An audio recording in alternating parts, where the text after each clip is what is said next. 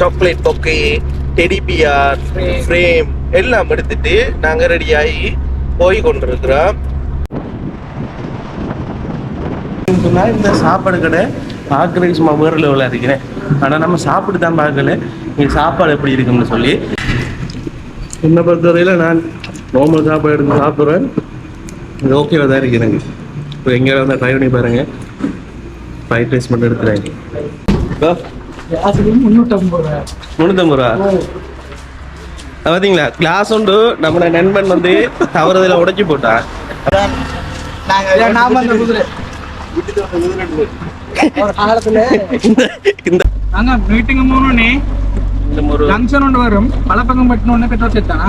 இன்னும் ஒரு 2.5 கிலோமீட்டர் நம்ம வந்து போவோம். நீங்க இப்ப என்ன காரணத்துக்கு அந்த மிக்கி உடுப்பு போட்டிருக்கீங்க? என் ஃப்ரெண்ட் ஒரு ஆளுக்கு என் பெஸ்ட்